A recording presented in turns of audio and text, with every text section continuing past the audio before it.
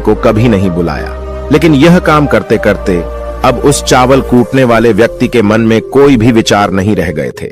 न ही कोई अड़चन और न ही कोई समस्या उसके मन में पनप रही थी। 12 सालों के बाद वह बौद्ध भिक्षु कब बूढ़े हो चुके थे।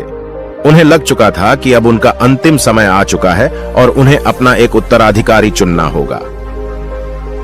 इसीलिए उन्होंने पूरे आश्रम में घोषणा करवा दी कि जो कोई भी मेरा उत्तराधिकारी बनना चाहता है वह देर रात में मेरे कमरे के बाहर 4 पंक्तियां लिखकर जाएगा और उसे उन पंक्तियों में बताना होगा कि जीवन जीने का सही तरीका क्या है, इस जीवन को किस तरीके से जीना सही है।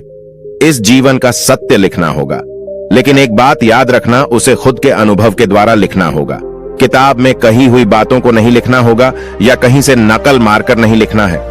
जो भी यह बताने में सफल हो जाएगा वही मेरा उत्तराधिकारी होगा।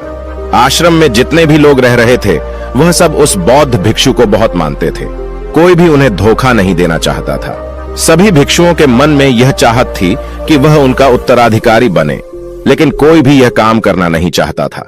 उन 1000 बौद्ध भिक्षुओं में से एक विद्वान भिक्षुक ने बहुत ही हिम्मत जुटाकर अंधेरी रात में दीवार के बाहर लिख दिया कि मन एक दर्पण की तरह है, उसमें धूल जम जाती है। उस धूल को साफ कर दो तो सत्य अनुभव में आ जाता है और सत्य मिल जाता है। ये 4 पंक्तियां उस शिष्य ने बड़ी हिम्मत जुटाकर अपने गुरुवर के कमरे के बाहर लिख दिया। अगली सुबह जब बौद्ध भिक्षु उठे और कमरे के बाहर लिखी 4 पट्टियों को पढ़ा और कहा कि किस मूर्ख ने लिखी है, मेरी दीवार को किसने खराब कर दिया है, उसे पकड़कर अभी मेरे पास लाओ।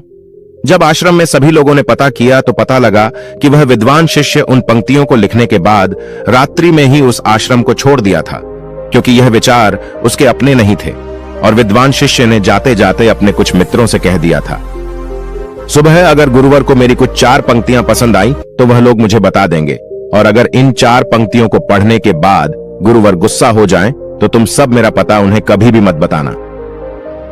आश्रम के सभी लोग चिंता में पड़ गए कि कितनी अच्छी पंक्तियां तो लिखी हैं उसमें, फिर भी गुरुवर नाराज क्यों हो गए।